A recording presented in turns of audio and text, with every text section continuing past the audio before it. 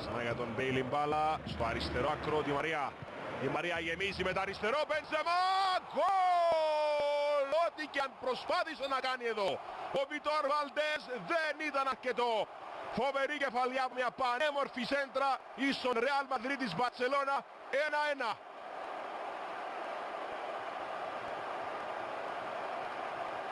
Είχε ήδη μια άστοχη προσπάθεια ο Καρίμ Μπενζεμά.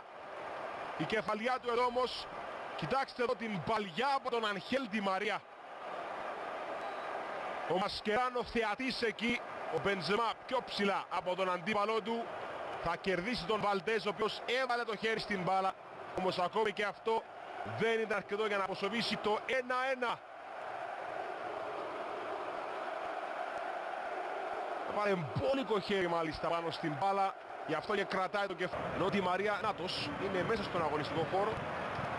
Φαίνεται να είναι εντάξει. Να εδώ ο Αργεντινός με μπάλα, η σέντρα του. Μπενζεμά!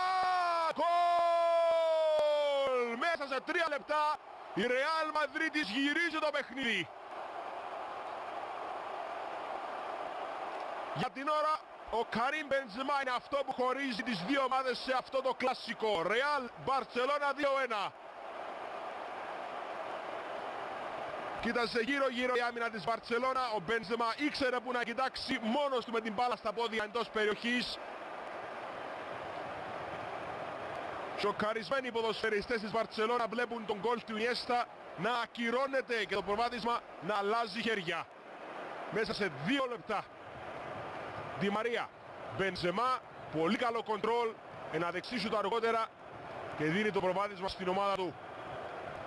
3 γκολ σε 23 λεπτά, προμηνύεται μεγάλο παιχνίδι.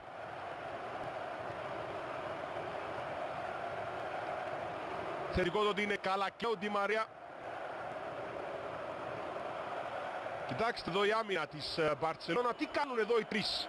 Άλμπα, Πικέ και Μασκεράνο κοιτάνε γύρω-γύρω όταν ο Ντι Μαρία βγάζει την σέντα. Ο Μπενζεμά είναι ενόχλητος, κατεβάζει, λέει